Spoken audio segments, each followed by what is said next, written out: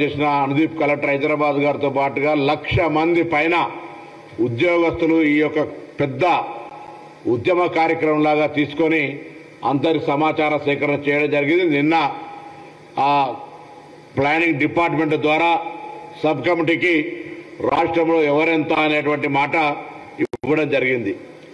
దానికి ఇంకా రేపు కేబినెట్లో డీటెయిల్ డిస్కషన్ సబ్ కమిటీ ద్వారా ఇవ్వబడేటువంటి నివేదికను ఆధారికంగా చేసుకొని కేబినెట్ లోపల కొన్ని అంశాలు గౌరవ ముఖ్యమంత్రి గారి నాయకత్వంలో భవిష్యత్తు కార్యాచరణకు తీసుకోబడతాయి.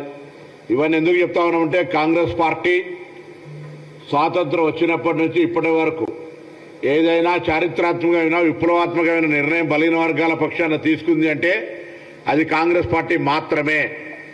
ఇప్పుడు కూడా రాహుల్ గాంధీ గారి ఆదేశాల మేరకు ఏఐసీసీ అధ్యక్షుడు మల్లికార్జున ఖార్గే గారి ఆదేశాల మేరకు రాష్ట్ర నాయకత్వం ఎన్నికల ముందు చెప్పినట్టుగా ఎన్నికల్లో ప్రజల ఆశీర్వచనం మేరకు ప్రజాపాలన కింద అధికారంకి వచ్చిన ఈ ప్రభుత్వం కుల సర్వేకు సంబంధించినటువంటి అన్ని న్యాయపరమైన శాస్త్రీయంగా వాస్తవికంగా క్షేత్రస్థాయిలో ప్రతి ఇంటికి పోయి ఈ యొక్క సమాచార సేకరణ చేసే కార్యక్రమం జరిగింది. 96.9%. కొంతమంది అక్కడనో ఇక్కడనో సోషల్ మీడియాలో ట్విట్టర్లో పెడతా ఉన్నారు మా దగ్గరికి రాలే అని.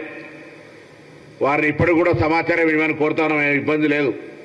కానీ చాలామంది పెద్దవాళ్ళు ఎవరైనా మాట్లాడే వాళ్ళు ఒక్కసారి వాళ్ళ ఆత్మపరిశీలన చేసుకోమని కోరుతా ఉన్నా. అనేక సందర్భాల్లో బతిమిలాడి అనేక సందర్భాల్లో మీ ఇంటికి వచ్చేటువంటి ఎన్రోలర్కు రెస్పాండ్ కానటువంటి పరిస్థితి నేను ప్రత్యక్షంగా అనేక సందర్భాల్లో చెప్తా. ఎవరెవరైతే ప్రధాన రాజకీయ పార్టీల నాయకులు పెద్ద పెద్దలు ఉన్నారో కనీసం ఈ రాష్ట్రంలో జరుగుతున్నటువంటి కుల సర్వేకు సంబంధించిన సమాచారం ఇవ్వడానికి కూడా అనేక అంశాలు చెప్పదలుచుకునే రాజకీయం కాబట్టి వాళ్ళందరూ ఒక్కసారి ఆత్మపరిశీలన చేసుకోమని కోరుతా ఉన్నాం. అయినా ఇప్పటికీ కూడా మళ్ళీ మేము చెప్తా ఉన్నాం, తెలంగాణ రాష్ట్ర ప్రభుత్వం పక్షాన తెలంగాణ కాంగ్రెస్ పార్టీ పక్షాన ఎవరైనా ఒక ప్రక్రియ ఒక కాల పరిమితి లోపల ఈ యొక్క సర్వే కార్యక్రమం జరిగింది. అందులో ఎవరైనా మిస్ ఉంటే తదుపరి చాలా సందర్భాల్లో సమయం ఇచ్చినాం.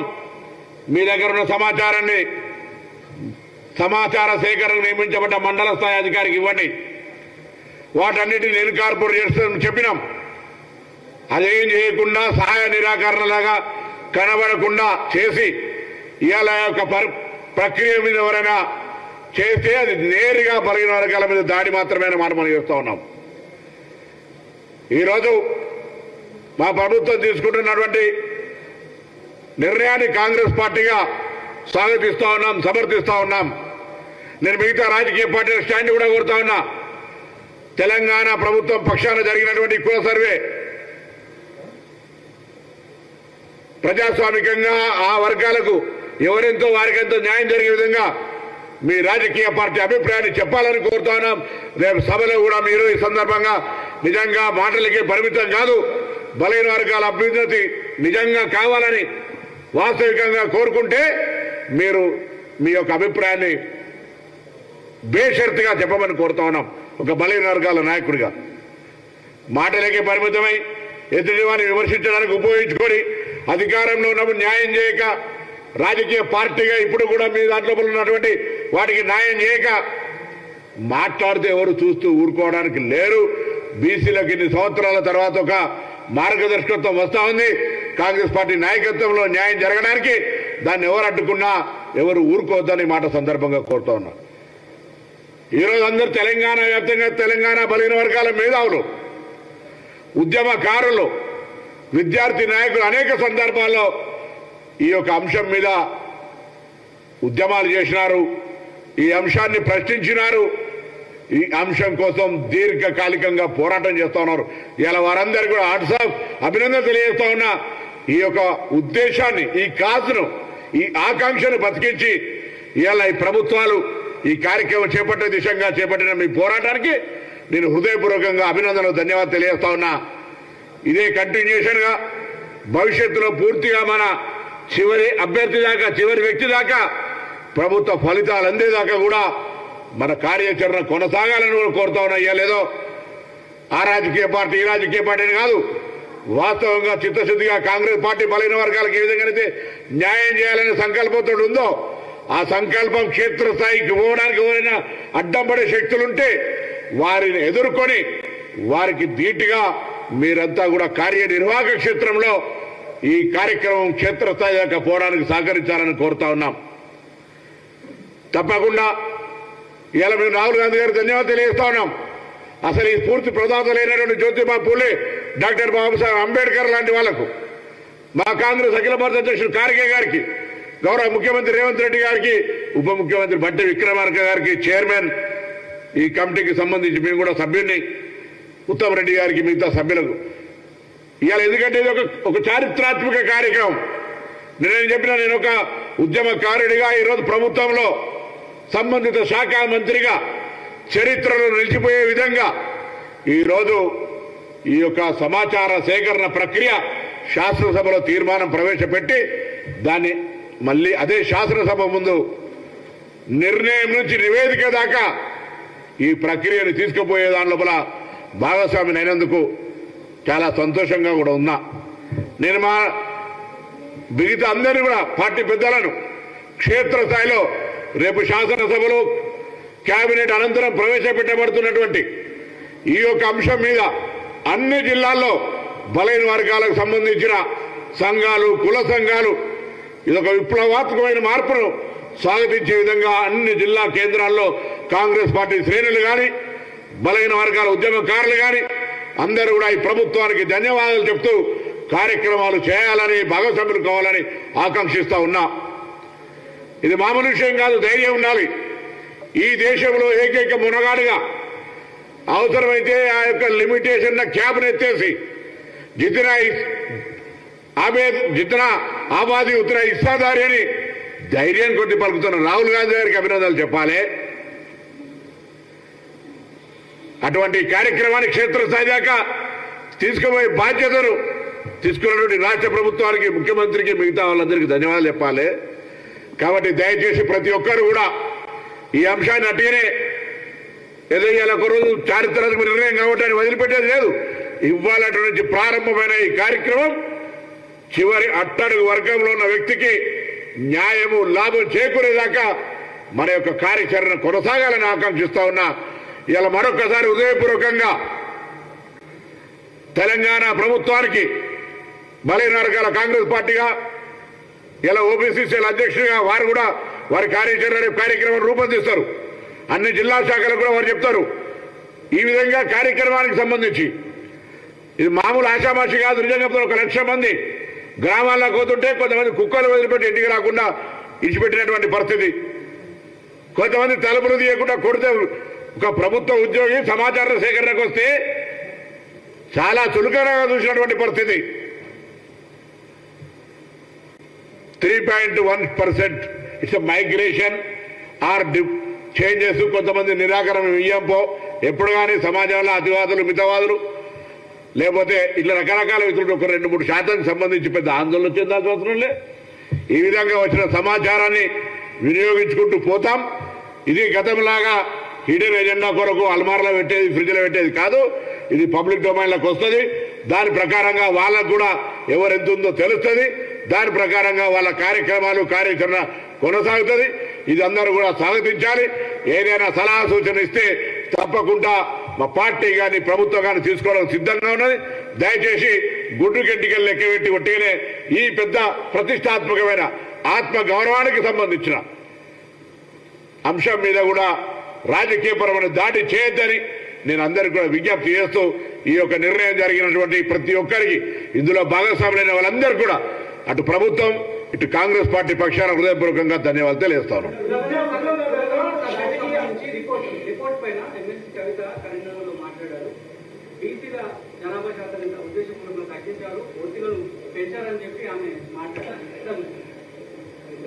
ఆ కుటుంబంలో కవిత గారు ఒక్కరు సమాచార సేకరణ ఇచ్చినారు, మిగతా వాళ్ళు ఇవ్వలే. నేనంటా ఉన్నా ఇది సమాచార సేకరణకు సంబంధించి మీరు ఒక మాజీ ముఖ్యమంత్రి గారి కుమార్తె ఒక సంస్థ జన జాగృతి నడుపుతూ ఉన్నారు.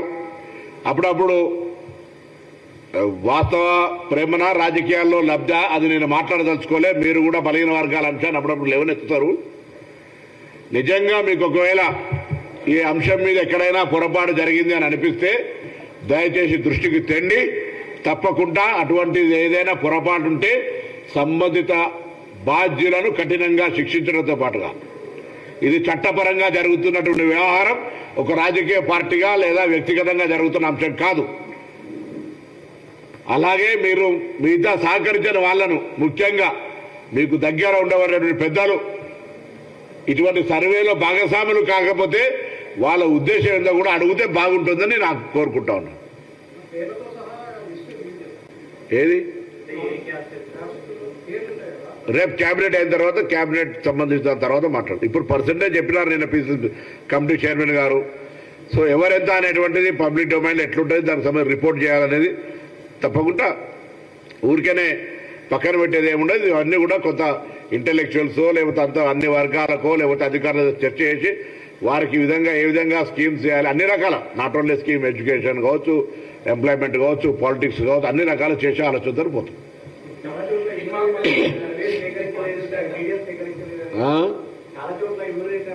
నేను అదే అడుగుతున్నా కదా, నేను చెప్పిన ఇప్పటిదాకా అదే చెప్పిన. కొంతమంది ఇవ్వని వాళ్ళు, ఇవ్వం పో అన్న వాళ్ళను అట్లా ఏమైనా ఉంటే దయచేసి సమయం ఇచ్చిన మళ్ళీ ఒకసారి, ఒకవేళ మా ఇమ్మీడియట్ రాకపోతే మీరు ఫలానా కార్యాలయం ఏమని ఒక కాల పరిమితి నిర్ణయించినాం, ఇప్పుడు దానికి ఏం సమాచారం చెప్పకుండా మీకేం సామాజిక బాధ్యత లేనట్టుగా ఉద్యమానికి అడిగినటువంటి వాళ్ళు కూడా కొంతమంది పెద్ద మనుషులు మా దగ్గరకు రాలే అని అంటే వాళ్ళ అవివేకము, వాళ్ళ అజ్ఞానం.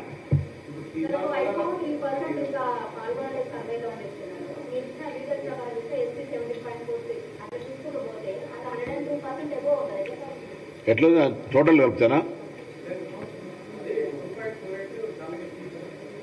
మీరు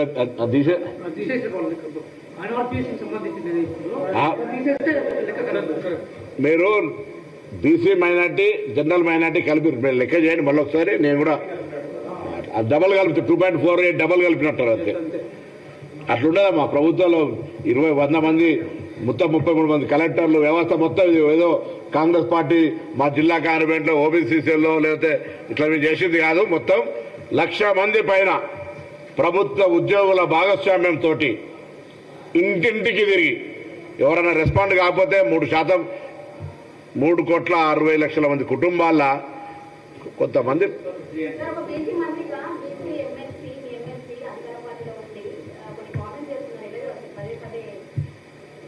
కొద్దిగా ఆయనగా పీసీసీ ప్రెసిడెంట్ గారు వస్తారు, వారు మాట్లాడతారు. నేను ఇలా బీసీకి సంబంధించిన పార్టీకి సంబంధించినటువంటి అంశం, నేను పార్టీకి సంబంధించిన అంశం వారు మాట్లాడతారు. దానికి సంబంధించి పార్టీ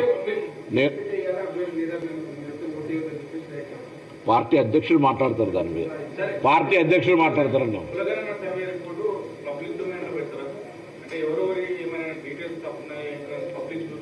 మేము దాన్ని ఫ్రిడ్జ్లో పెట్టాం, బీరువాలో పెట్టాం.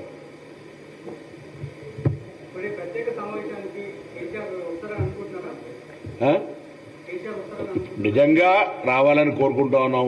గతంలో తెలంగాణ తల్లి విగ్రహావిష్కరణప్పుడు ఆహ్వానించినాం.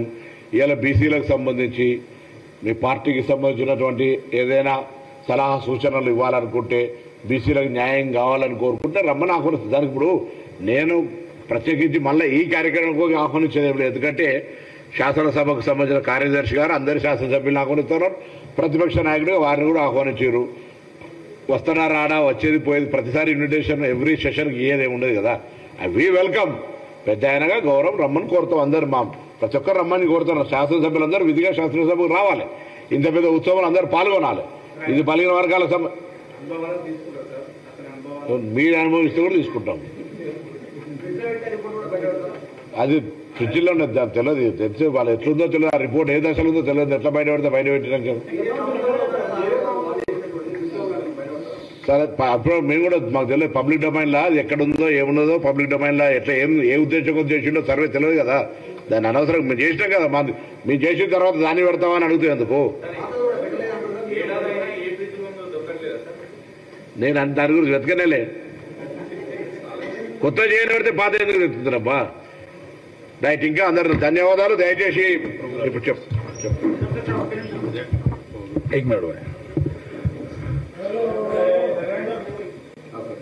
ఈ చారిత్రక నిర్ణయం కాంగ్రెస్ పార్టీ తీసుకున్న సందర్భంలో గతంలో కాంగ్రెస్ పార్టీ ఓబీసీ డిపార్ట్మెంట్ కూడా దీని మీద ఆల్ పార్టీ మీటింగ్స్తో పాటు అనేక కార్యక్రమాలు ఉద్యమాలు చేపట్టిన తరుణంలో ఇవాళ కాంగ్రెస్ పార్టీ రాహుల్ గాంధీ గారి ఆకాంక్షలు నెరవేరుస్తూ గౌరవ ముఖ్యమంత్రి గారి ఆధ్వర్యంలో బీసీ సంక్షేమ శాఖ మంత్రి పొన్నం ప్రభాకర్ గారు ఆధ్వర్యంలో ఉప ముఖ్యమంత్రి గారు బట్టి విక్రమార్క గారి ఆధ్వర్యంలో అదేవిధంగా కేబినెట్ సబ్ కమిటీ చైర్మన్ అయినటువంటి ఉత్తమ్ కుమార్ రెడ్డి గారికి ధన్యవాదాలు తెలియజేస్తూ ఇవాళ ఈ ప్రెస్ మీట్ తర్వాత గాంధీ భవన్లో జరిగే సెలబ్రేషన్స్కి కూడా పత్రికా మిత్రులందరూ కూడా పాల్గొనాలని విజ్ఞప్తి చేస్తున్నాను. మరొకసారి కాంగ్రెస్ పార్టీకి ముఖ్యమంత్రి గారికి ధన్యవాదాలు తెలియజేస్తున్నాను. రేపటి కార్యక్రమము తదుపరి కార్యక్రమంలో పిసిసి అధ్యక్షులతో మాట్లాడి తదుపరి కార్యాచరణ కూడా కాంగ్రెస్ పార్టీ ఓబీసీ డిపార్ట్మెంట్ ఈ క్షేత్రస్థాయిలో ఏ విధంగా దీని ఫలితాలు ప్రజలకు ఎలా అందించాలో కార్యక్రమాలను రూపొందించుకుంటుందని పత్రికల విలేకరులందరికీ తెలియజేసుకుంటూ ధన్యవాదాలు. रमजान बोले तो हलीम याद आती और हलीम बोले तो याद आता है हैदराबाद. आप कहीं से भी हो, आपका रिलीजन कोई भी हो, आपको अगर हलीम खाना है तो हैदराबाद आना है, पिस्ता की हलीम खाना है. हलीम की लगाने की वजह यह है नुमाइश में जो है अमेरिका और लंदन जर्मनी जितने भी जो बाहर के यूरोपियन कंट्रीज के लोग हैं, क्योंकि सर्दी बहुत ज्यादा होती है तो सर्दी के अंदर छुट्टी लेके यहाँ पर आते इंडिया को. तो हलीम चाहिए था तो हलीम हम शुरू कर दी.